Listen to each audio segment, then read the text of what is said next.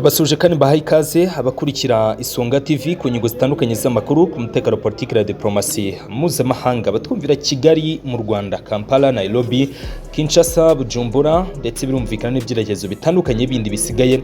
Mwese ndabakiriye, turi kuwa mbere tariki 19 z'ukwezi kwa gatanu kwa 2025. N'ibiki bigezweho cyangwa se n'ibiki biri kuvugwa byose tugiye kubyinjiramo gatanu ko kandi turi buhere muri Kivu y'Epfo hitwa mu Rurambo, aho coalition igizwe n'ingabo z'u Burundi, igisirikare cya leta ndetse n'abazanendo baramutse bagaba ibitero bikomeye cyane kuri position n'ibice bituma abanyamurenge muri Kivu y'Amajyepfo.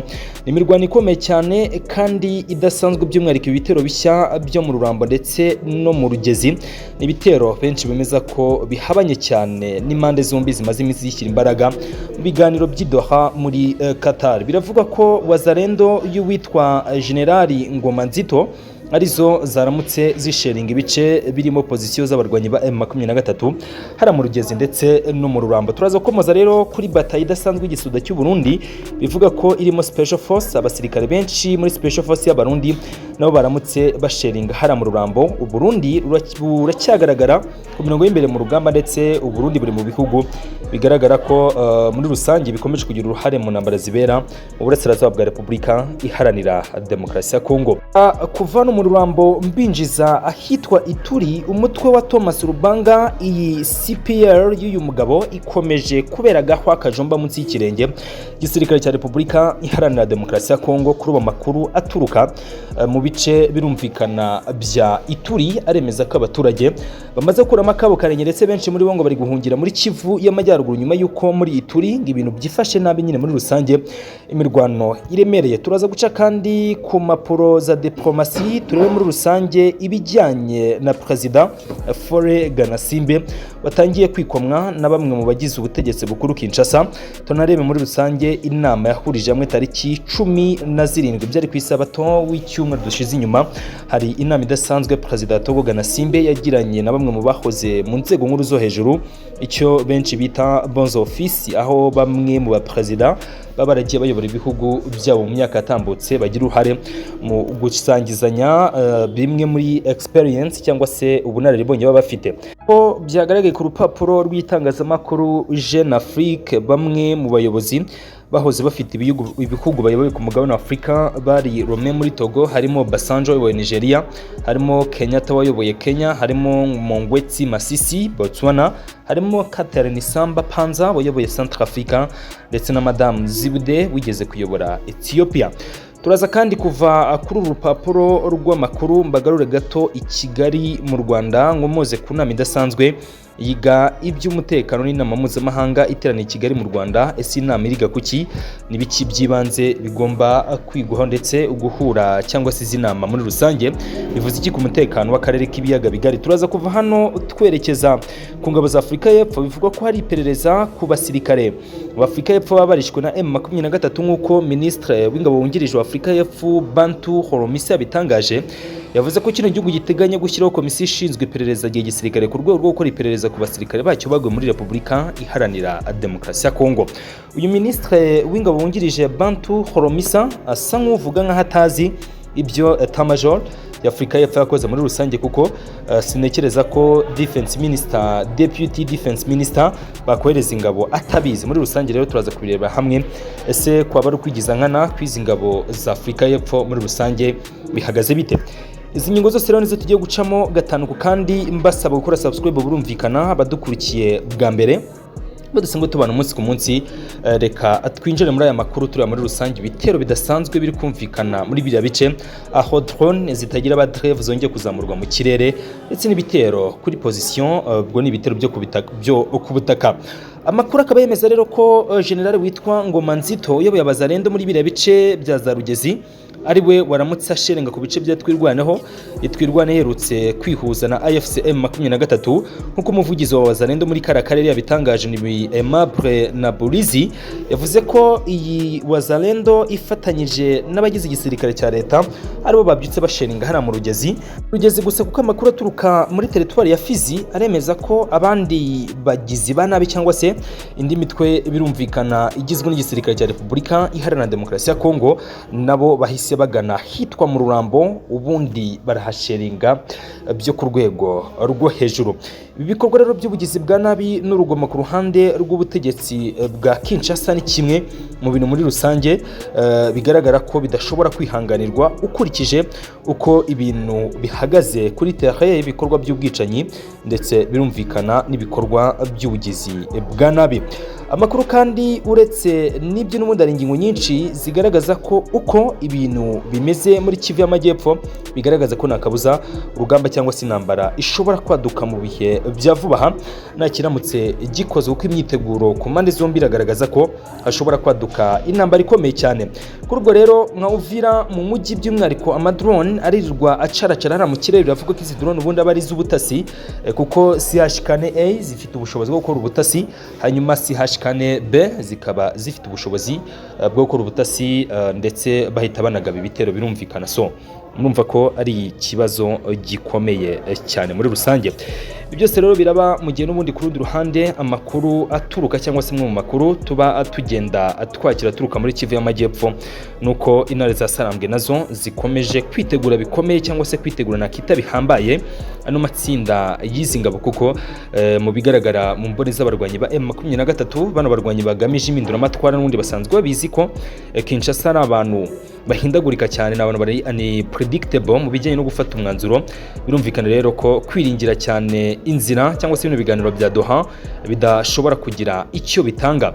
Bahisemo rero kwadukira cyangwa se gufata inzira ikomeye yo kongera guhindukiza urupapuro, bahindukiza page, ubundi baravuga bati reka turebe ko tunitegura urugamba, kuko nabamenya isaha ku yindi leta ishobora kuba yatugabaho ibitero bikomeye cyane. So kwikanga rero kuri zino mpande zombi ni kimwe mu bintu nakubwira ko bikomeje guhuruza abatari bake bareba cyane ndetse banatunga agatoki ari kino coalition Kinshasa bavuga ko itifuza amahoro muri rusange. Reka rero ngewe mve muri bino bice, ibi bice mbe bisohotsemo gato, ubundi nzengaruka rwose mbabwira ku yandi makuru cyangwa se nkomoza ku zindi ngingo ziba zigiye zitandukanye. Nk'ubwo ngiye kuzamuka gato mu mujyi wa Goma ku mupaka bitwara Kronish, abandi banyarwanda 700 barafashwe bugwate na FDLR, nabo bamaze rwose gutaha mu rwababyaye. Intego nimwe nukuza guhuza n'abandi banyarwanda muri rusange bakunga cyangwa se bagafatana urunana bagateza imbere igihugu. Mbaro no gutanga message ku bahunze cyangwa se abandi banyarwanda baheruka u Rwanda mu gihe cy'imyaka 30 cyangwa se irengaho ishize. Birumvikana hari byinshi mwumva kuri internet, hari byo mushobora kubwirwa, ariko ibyo byose ikiza n'ukuri amaso yanyu ibonera. U Rwanda muri rusange ni igihugu gitekanye, ni igihugu aho ubukungu buri kuzamuka imibare.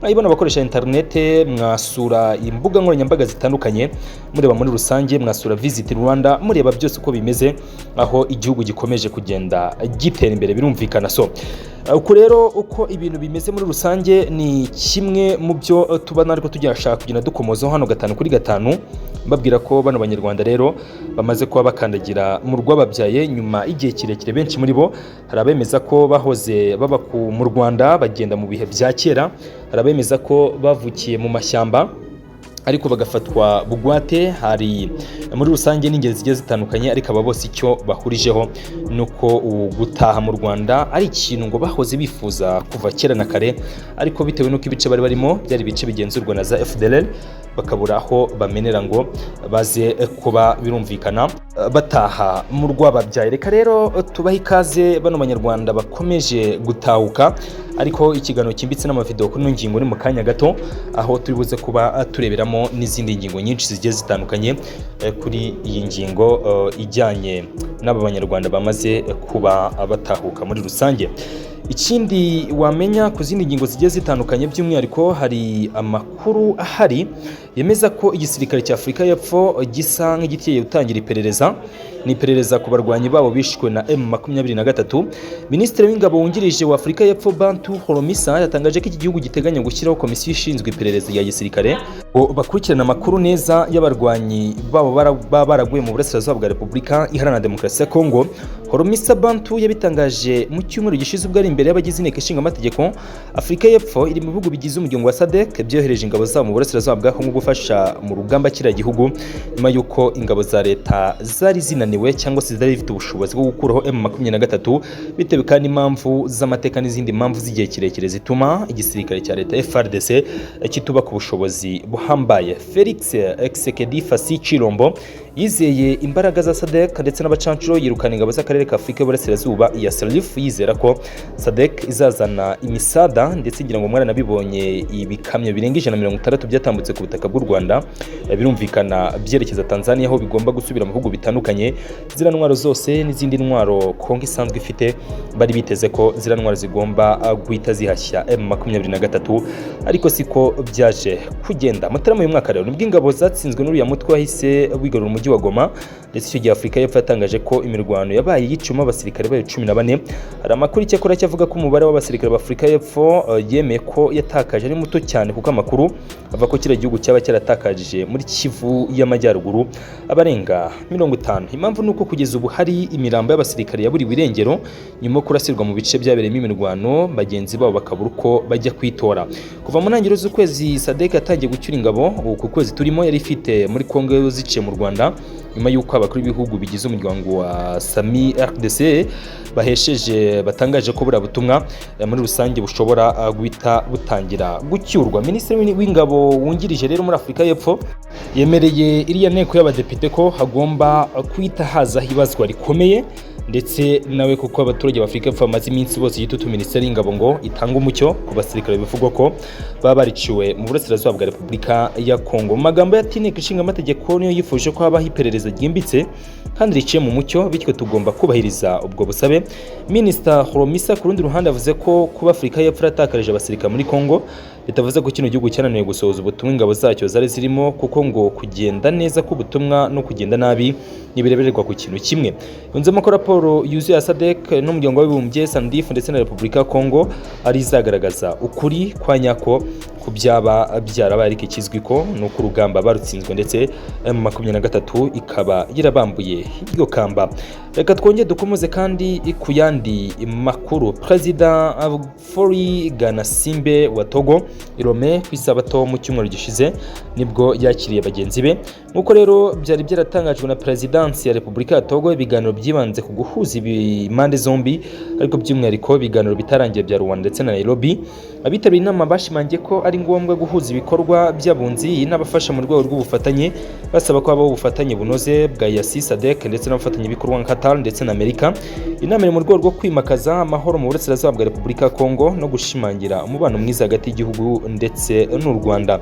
Hanyuma kandi abari muri iyi nama bishimiye ubushake buherutse kugaragazwa n'impande zirebwa n'ibibazo biri mu burasirazuba bwa Kongo, aho by'umwihariko mu bishimiye no myanzuro harimo Perezida Olusegun Obasanjo, Uhuru Kenyatta muri Kenya, Mongwetsi Masisi Botswana, Catherine Samba Panza Centrafrica ndetse na Sahle Work Zewde Madame muri Ethiopia. Ibi byose rero ntabwo Kinshasa babyishimiye, bavuga ko ubari ubugambanyi bukomeye ndetse ngo ntacyo bakitega kuri Lomé kuko ntacyo izakora ndetse ngo ije gufavoriza igihugu cy'u Rwanda. Ibyo ni byo diplomate ba Kinshasa bakunze kuba bitwaza, ntekereza ko ari inkuru mumaze kumenyera muri benshi. Reka twe twiyambukire gato tujye tugaruke i Kigali mu Rwanda. Nahateraniye inama mpuzamahanga y'umutekano kuri Afurika yitwa ISCA 2025. Kuri wa mbere rero tariki 19 kugeza ku munsi w'ejo tariki 20 Kigali mu Rwanda hari kubera inama idasanzwe yiga ku mutekano mpuzamahanga ariko ku mugabane wa Afurika. Izabamo ibiganiro byo ku rwego rwo hejuru ku bijyanye n'umutekano ugenda uhinduka muri Afurika.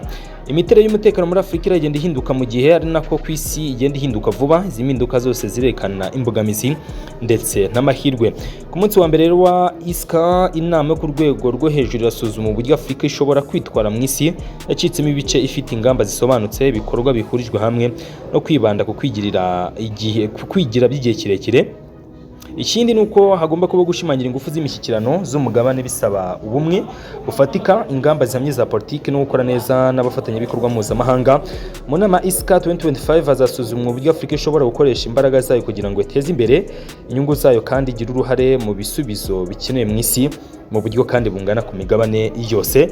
Na kibazo cya Repubulika ya Kongo numvishemo nyamara kimwe mu bibazo biduhangayikishije iyi ni African isa nkaho yatsinzwe kuri iyi ngingo kuko kugira Amerika ifate position kugira ngo Qatar ifate iyi position nuko iyi ni African iba yaratsinzwe kuri iyi ngingo. Reka twizere ko hazafatirwamo ibyemezo bizatuma Afrika irushaho gutengamara cyangwa se Afrika irushaho kuba nziza kurusha uko twayisanze muri rusange. Nge ndise mugeshi bayingana, reka mbashimire mwese abakurikira Isonga TV, Imana ibahire kandi ibakumugisha mu byo mukora byose.